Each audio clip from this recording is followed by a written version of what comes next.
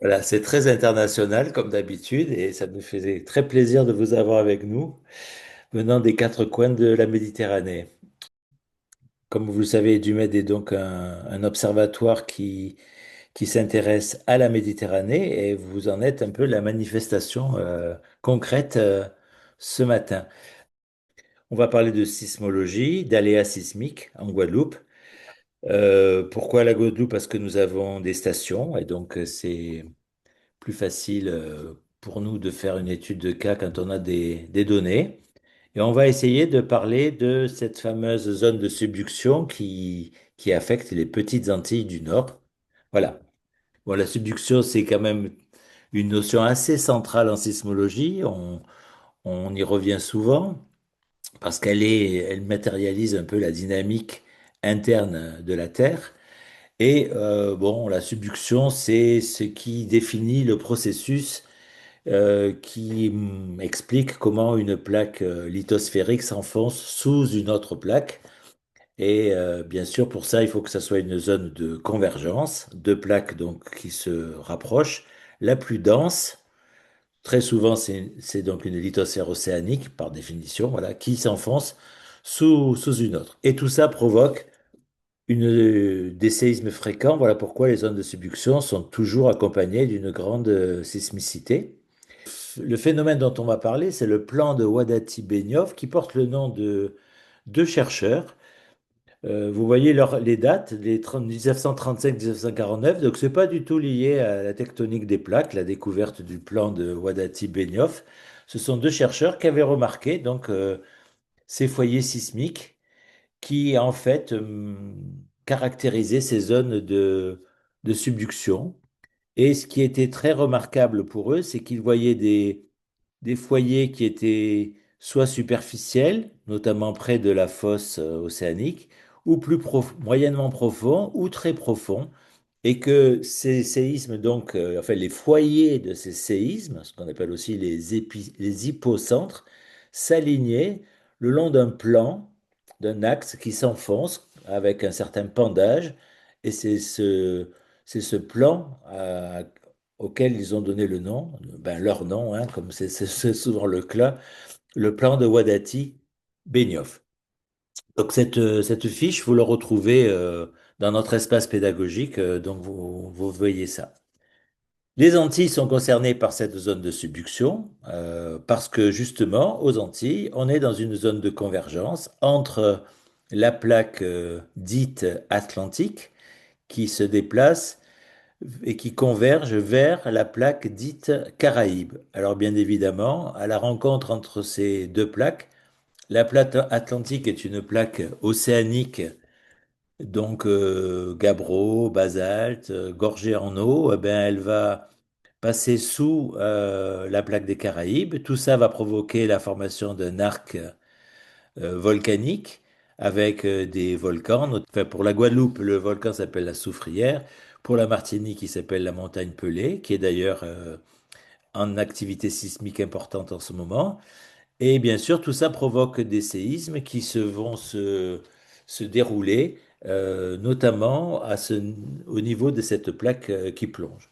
Donc rien de bien compliqué par rapport à tout ça, mais c'est une notion qui est un peu incontournable, bah, que l'on soit au collège ou au lycée, dans les programmes français, mais je suppose dans tous les autres programmes, que l'on soit en Espagne, au Portugal, en Grèce, en Italie, en Tunisie. Je pense que voilà, on est toujours avec cette notion de subduction qui quand même concrétise un peu la notion de plaque convergente.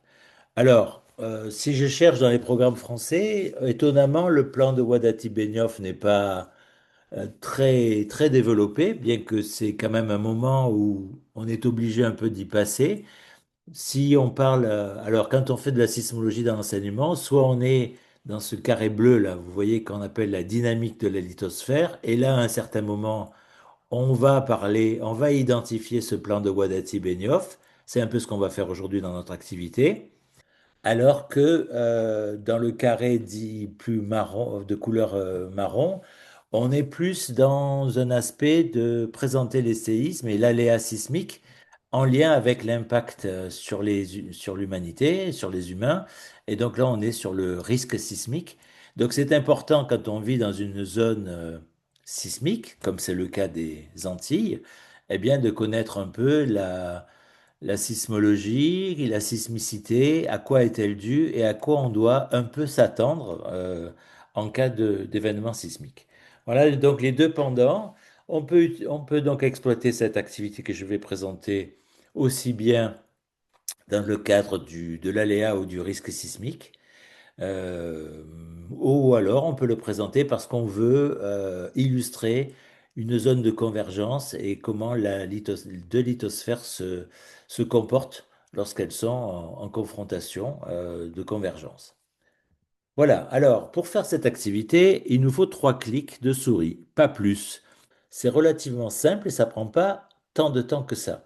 Donc 3 clics, ça va être, d'abord on va aller sur le site d'Edumed. Ensuite, on va rentrer dans la base de données de sismologie. Vous savez peut-être que sur Edumed, il y a d'autres bases de données, mais ce n'est pas le sujet du jour. Et quand on est dans la base de données de sismologie, on va aller dans Sismogramme à étudier, qui comporte donc une liste d'études de cas qui ont été volontairement euh, diminuées pour qu'il y ait peu d'études de cas, mais des études de cas qui peuvent être très utiles et très faciles à exploiter. Donc je vais faire ça en ligne maintenant, c'est-à-dire je vais aller sur le site, ensuite je vais aller dans la base de données et je vais essayer de chercher la fameuse étude de cas qui concerne donc la fameuse subduction. Là, je suis en ligne comme vous pourriez l'être directement avec un ordinateur chez vous ou dans votre salle de cours. Donc, bien évidemment, on me demande d'aller dans la base de données. Deuxième clic, voilà. Alors, premier clic, pardon. Enfin, oui, deuxième clic, je ne sais plus lequel. Voilà. Je vais chercher la sismo. Je clique. Et vous voyez, je vais là dans les sismogrammes à étudier parce que je vais travailler sur des données numériques enregistrées par des sismomètres. Donc, on appelle ça des sismogrammes. Voilà. Et je suis dans cet espace qu'on appelle les sismogrammes d'intérêt pédagogique. Donc ici, on a sélectionné pour vous vraiment des études de cas qui sont marquantes par rapport à ce que vous avez enseigné plus ou moins dans tous les pays.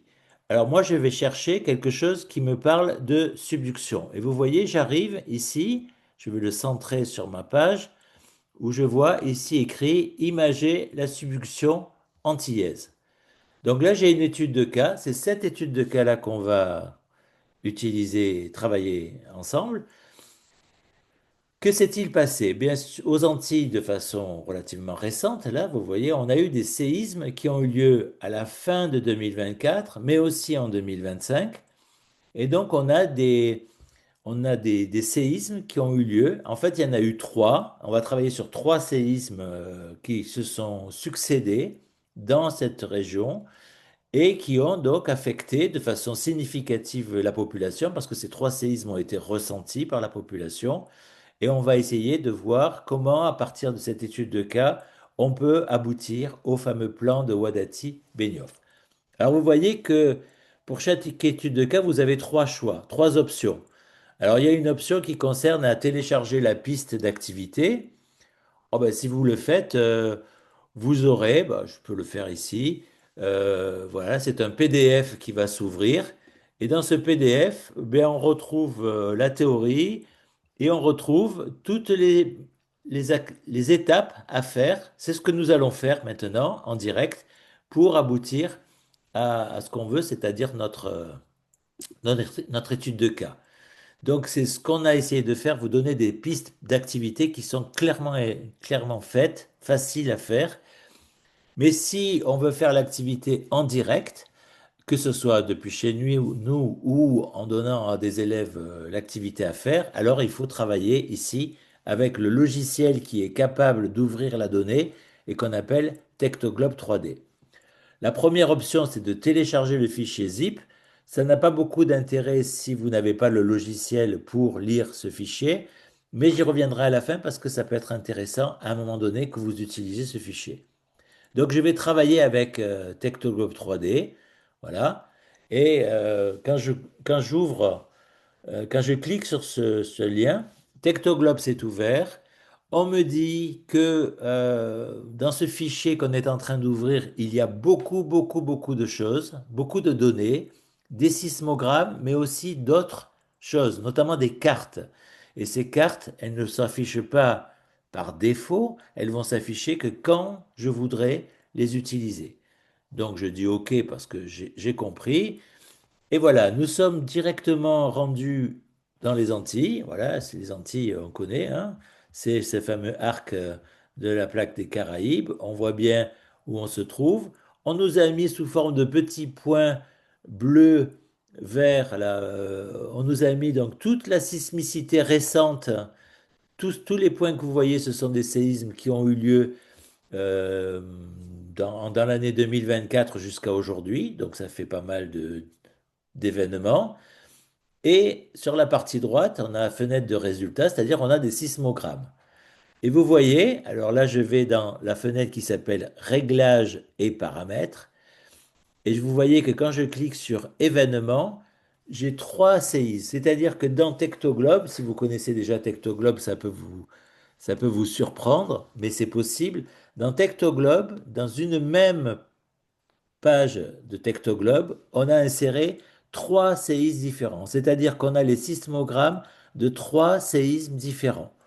Alors bien sûr, là, les sismogrammes que je vois concernent le dernier séisme qui s'appelle Leeward Island et qui a eu lieu le 27 octobre 2025. Vous voyez, c'est assez récent. En plus, on travaille sur de la donnée récente. C'était à magnitude 6,5, c'est écrit en haut de la fenêtre, et profondeur du foyer 10 km. Donc c'est un séisme relativement superficiel. Celui du 31 octobre, donc si je clique, les sismogrammes changent. J'active donc les sismogrammes du séisme du 31 octobre. On me dit qu'il a une magnitude de 4,4, donc un peu plus faible, mais assez conséquent quand même, avec une profondeur du foyer de 43 km. Donc on est déjà un peu plus profond que le précédent.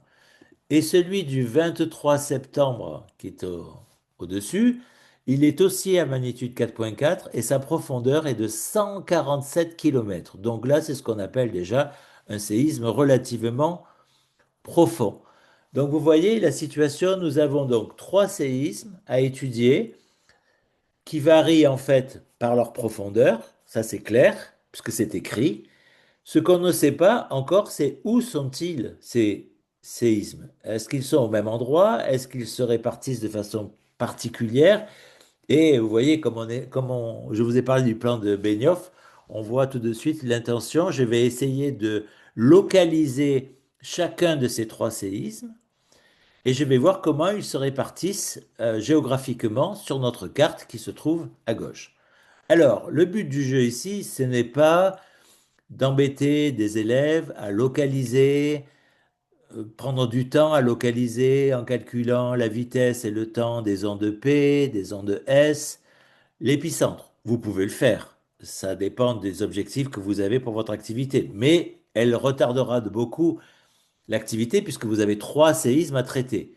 Par contre, si vous voulez juste savoir où se trouvent les épicentres, alors c'est ce que je vais faire là, je vais me mettre sur Leeward Island, vous vous rappelez, c'est un séisme superficiel, et dans cet exemple-là, il est possible de connaître, de faire les fameux cercles de triangulation qui reposent sur les délais TS moins TP, donc, on peut demander une localisation rapide. C'est parce que l'objectif n'est pas d'apprendre à localiser. Et donc, si je double-clique sur la station DSD, qui est la station de la Désirade, vous voyez, j'ai un cercle qui s'établit sur l'écran à gauche. Et ce cercle, voilà, me dit que le CI se trouve le long de ce cercle. Je vais sur la station de Marie-Galante qui s'appelle MAGL, je double-clique, j'ai déjà un deuxième cercle et vous savez que à partir du troisième cercle, si tout va bien, eh bien, je vois mes cercles qui se croisent en un point, ce qui veut dire là où ma petite main de souris se trouve, eh bien, c'est là que se trouve l'épicentre. À partir de là, il faut que je garde le souvenir de cet épicentre. Alors, je vais demander dans le menu de Tectoglobe de poser un objet géographique. Voilà, c'est ici. Ajouter, gérer un objet. Je suis dans le menu Action, gérer un objet, repère géographique, et je double-clique sur ce point-là. Et vous voyez, tout de suite, il me propose de faire un point dont je peux contrôler la couleur. Je vais le laisser en blanc, celui-là, et je peux lui mettre un petit nom. Alors je vais l'appeler E comme épicentre 10 pour me souvenir que sa profondeur c'est 10 km. Voilà, quand c'est validé, vous voyez, le point reste en blanc et il a une légende qui s'appelle E10. Tout va bien.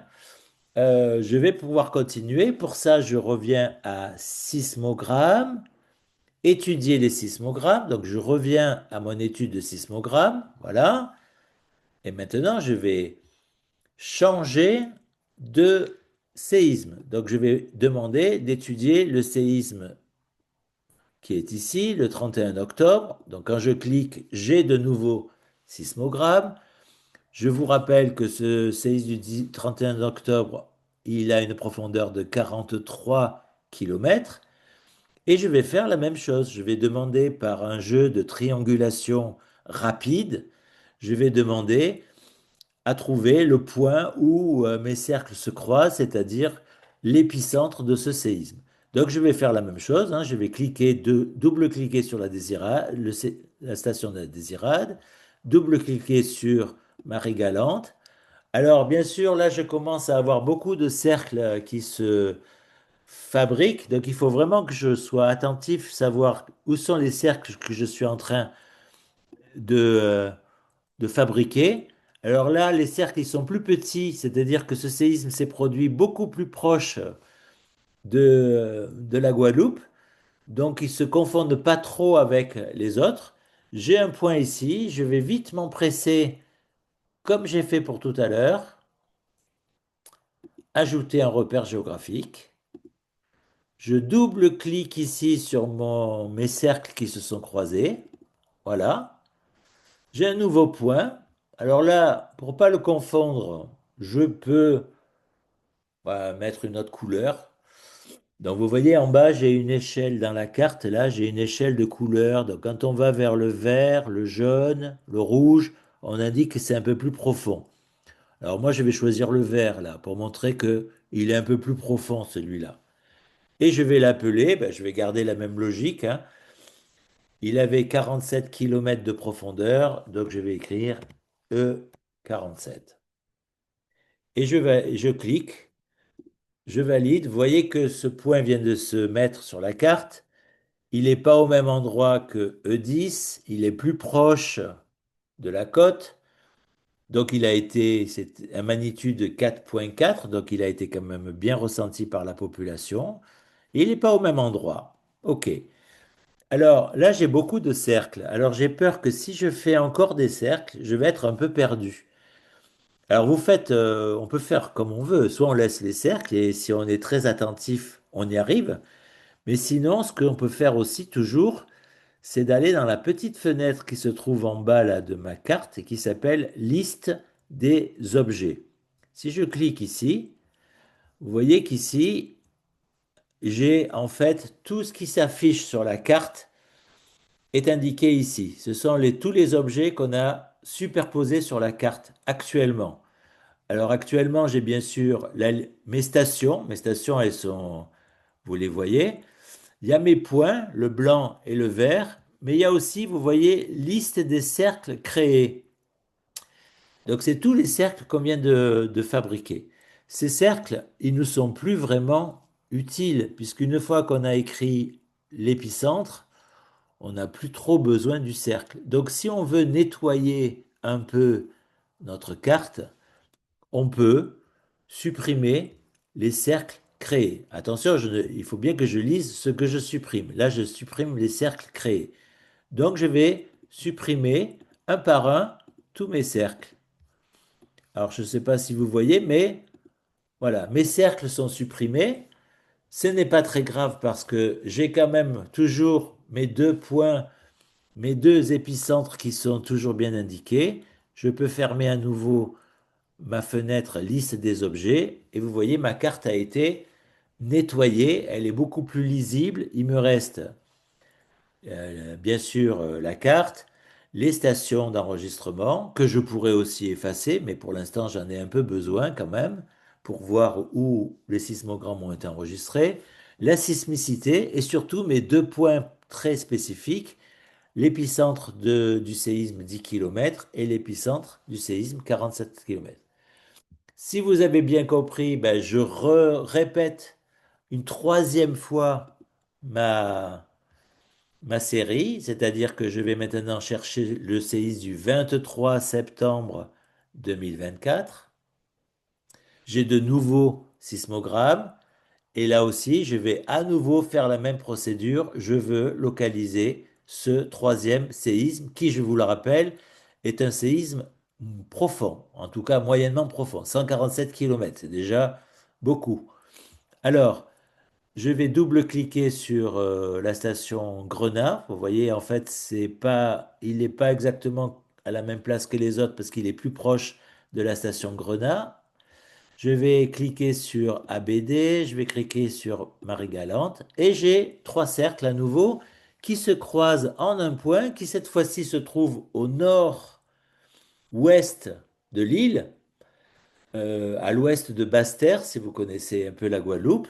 Et donc, là, je vais m'empresser de mettre mon troisième point que je vais maintenant, bah, je vais le mettre en jaune pour le distinguer des autres et je vais l'appeler E147.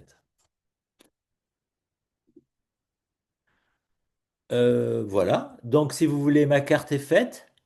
Si vous avez bien compris et si vous voulez pas que les cercles vous gênent, vous revenez à lecture, à la fenêtre des lectures et je supprime mes cercles.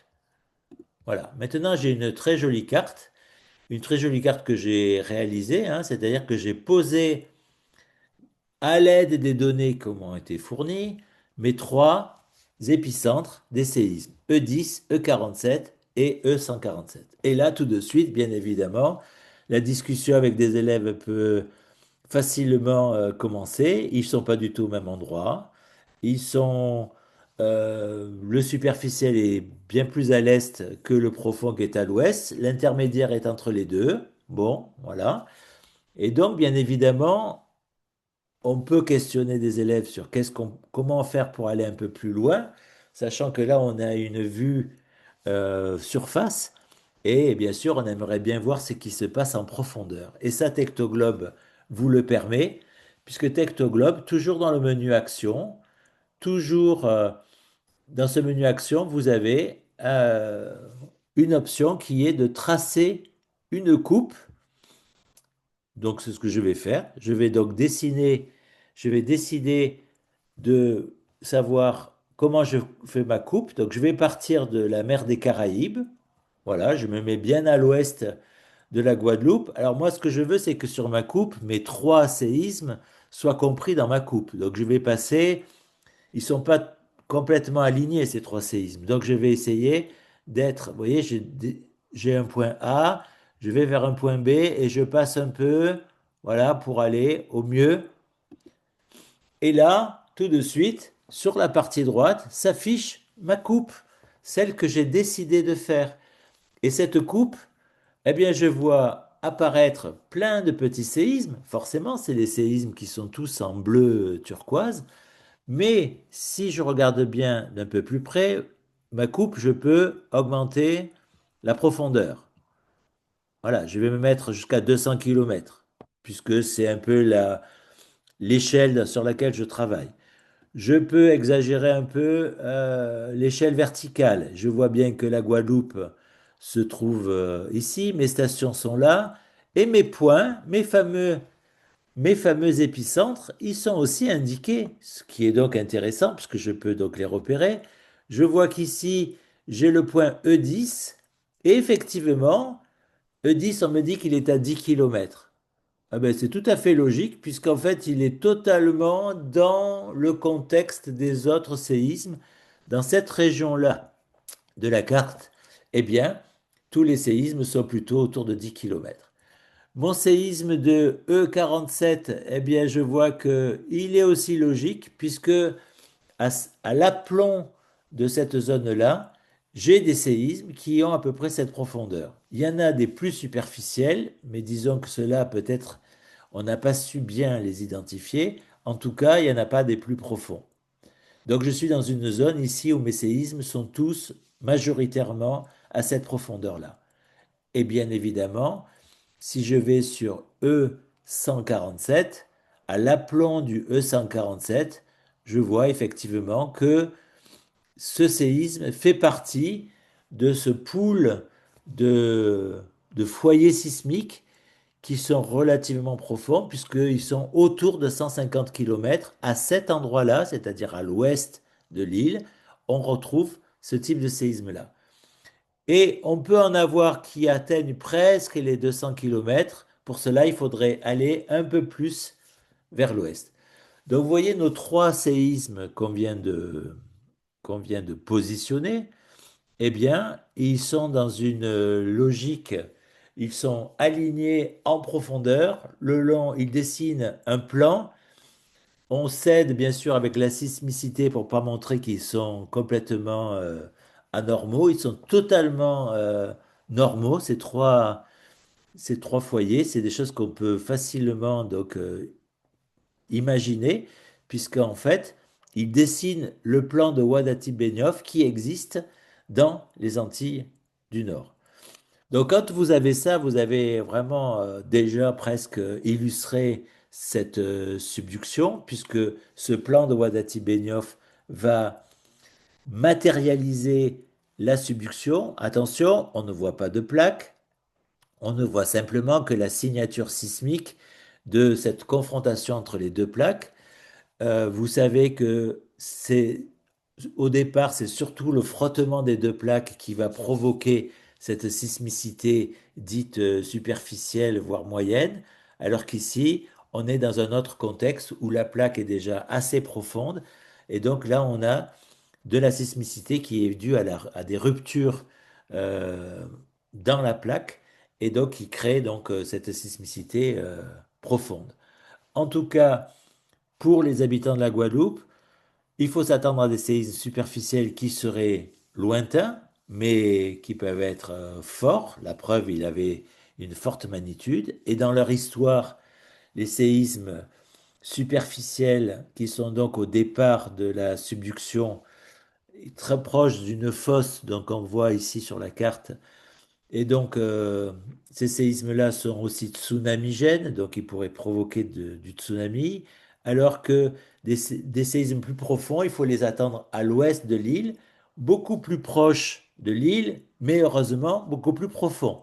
Ce qui veut dire qu'ils sont quand même très fortement atténués de par leur profondeur. Alors, bien évidemment, suivant ce que l'on veut faire avec des élèves, si on est plutôt sur la thématique risque ou sur la thématique lithosphère, on peut continuer, bien évidemment, à faire beaucoup d'autres choses avec Tectoglobe. On en a un peu le temps, donc par exemple, je vais maintenant essayer de placer ma coupe, d'essayer d'expliquer ce qui se passe pour des élèves, et auquel cas, donc, je peux demander dans la lecture, dans la liste des objets, je vous ai dit qu'on avait la sismicité, mais je vois qu'on a aussi un calque régional, c'est-à-dire qu'on a une carte. On a une carte qui est insérée dans le fichier. Quand je clique sur, vous voyez, ce bouton qui s'appelle visible, donc je rends la carte visible ou je rends la carte opaque, enfin, ou je la rends non visible. Là, quand je clique, elle est visible, je reviens ici, ben, je vois que j'ai maintenant superposé sur mon travail personnel avec ma coupe et mes trois épicentres, ben je vois maintenant qu'est-ce qui se passe. Et je vois que je suis dans un contexte où on m'explique que une plaque se déplace à raison de 2 centimètres par an vers l'ouest, la plaque atlantique, et qu'elle est donc en confrontation directe avec la plaque Caraïbe, qui, elle, s'oppose à ce mouvement.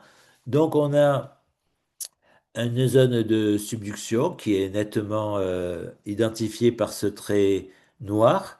Et bien évidemment, les Antilles du Nord se trouvent confrontées et représentent en fait ce qu'on appelle l'arc volcanique qui est lié, bien évidemment, à ce mouvement des plaques. Donc en fait, que je sois au collège ou au lycée, je reviens sur cette notion de tectonique des plaques. Je suis bien dans une zone de convergence et je vois donc un peu ce qui se passe.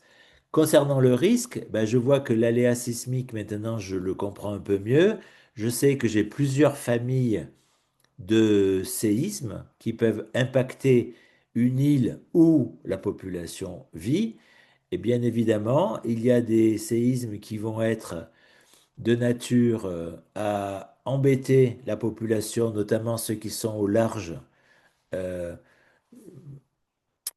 orientale des Antilles, où là, forcément, je peux avoir des séismes très violents, tsunamigènes, qui vont donc être très embêtants pour la population. Et je vais avoir, d'un autre côté, des séismes qui peuvent être conséquents, mais très profonds, et pour lesquels il ne faut pas s'attendre à beaucoup euh, de difficultés. Il faudrait qu'ils soient vraiment très, très puissants et pas trop profonds pour que on puisse avoir des dégâts. Mais c'est vrai que les séismes dits intermédiaires peuvent représenter un danger aussi important. Donc maintenant, on a une, un éclaircissement de cet aléa sismique et donc on peut après discuter sur l'aspect risque. Donc on est dans une zone à risque et on peut effectivement discuter sur tout ce qu'il faut prévoir en termes de se prémunir contre les séismes, mais aussi contre les tsunamis. Donc en Guadeloupe comme en Martinique, on a cette double problématique, hein. Qu'est-ce qu'on fait pour se protéger des séismes et qu'est-ce qu'on fait aussi pour se protéger des tsunamis? Est-ce qu'on est, comme on dit aujourd'hui, tsunami ready, c'est-à-dire c'est un grand programme mondial où des communes maintenant se adhèrent à cette communauté de communes qui se disent tsunami ready en ayant aménagé un certain nombre de choses sur la côte pour prévenir et pour protéger les populations par rapport au risque tsunami. Bien évidemment, on peut toujours rajouter des choses à cette coupe. Ça va dépendre un peu des objectifs. Mon activité, là, elle est apparemment finie. J'ai montré le plan de Wadati Benioff et c'est volontairement que je vous le précise parce que c'est pour vous montrer que dans une séquence de course, c'est tout à fait faisable. Je n'ai pris, si je regarde maintenant mon chrono, qu'une trentaine de minutes pour faire ça. Bien sûr, à cela, il faut rajouter les discussions et tout ça, mais vous voyez en fait que ce n'est pas si gourmand en temps de faire fabriquer un plan de Wadati Benioff aujourd'hui avec des vraies données et avec bien sûr ce logiciel qu'on remerciera jamais assez, qui s'appelle Tectoglobe, fait par Philippe Cosentino. Donc maintenant, je peux rajouter des choses, effectivement. Je peux rajouter, par exemple, où se trouvent les volcans. Alors pour ça, j'ai un autre menu qui s'appelle données affichées, c'est-à-dire je veux rajouter des données à ma coupe, mais là, ça dépend des objectifs que vous voulez. Est-ce que vous voulez aller plus loin avec vos élèves? Est-ce que vous avez des objectifs complémentaires pour ça, ce qui est tout à fait possible? Donc, c'est assez classique de rajouter des volcans. Voilà, mes volcans sont rajoutés et je vois donc que j'ai notamment à Basse-Terre la Soufrière qui est totalement indiqué. Voilà, on voit ces volcans. Vous les avez aussi, bien sûr, pas que sur la coupe, vous les avez sur la carte et vous voyez que les Antilles dessinent bien ce qu'on appelle un arc volcanique. On voit bien la répartition des volcans qui sont tous actifs et ils sont sur votre carte, ils sont sur votre coupe 2D comme ils sont sur ça. Vous pourriez rajouter d'autres choses, et ça dépend ce que vous voulez faire, mais vous pouvez aller vers de la tomographie sismique. Alors, la tomographie sismique, ça va vous superposer sur votre coupe un modèle qui vous montre des anomalies thermiques. Alors, avec un code couleur assez classique. Bleu si on est dans une température qui est inférieure à ce que la pression et la température, enfin à ce que la température interne du globe nous autorise, ou rouge si on est au-delà de la température. Alors, si vous voulez utiliser la tomographie sismique, là on est plutôt sur une classe de lycée déjà, hein, euh, je vous recommande de prendre le modèle GAP P4 qui est le plus adapté pour les zones de subduction.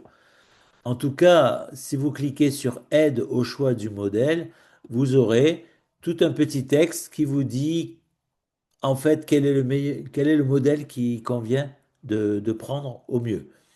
Alors, je reviens, pardon, aux données affichées. Je veux la tomographie sismique. Ah, j'ai perdu ma coupe. Qu'est-ce que j'en ai fait? Voilà, elle est là. Alors, il faut que je refasse ma... Il m'a perdu ma coupe, donc je vais la refaire. Voilà.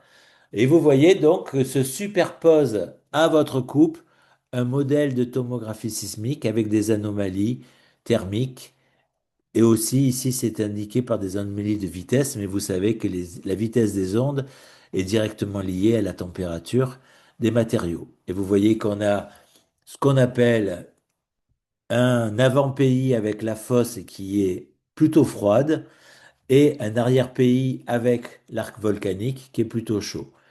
On voit aussi que les volcans sont souvent à l'aplomb, euh, des séismes qui sont à peu près à 100 km, qui sont donc cette fameuse zone où on apprend, mais là je sors de mon activité sismologique, on est bien d'accord, la fusion partielle des péridotites qui vont donc générer des magmas qui vont remonter vers la surface, engendrant eh bien, ce volcanisme éruptif andésitique pour le plus souvent et relativement violent. Et tout ça, ben, vous avez ce contexte et vous pouvez rajouter à ce moment-là un risque volcanique important, puisque c'est un volcanisme plutôt explosif, qui fait aussi que la population doit savoir comment, ce qui est de l'ordre du possible en termes d'aléas sismiques, tsunamis, volcaniques. Voilà. Donc, si je crois que moi, j'ai pas plus de choses à faire, je vais revenir quand même à mon diaporama pour éventuellement pour qu'on discute de deux ou trois petites choses. Vous avez peut-être posé des questions. Bon, je vais y revenir. Alors, c'est pas ça, pardon. C'est moi qui me trompe. Pas de questions pour l'instant. D'accord. Merci.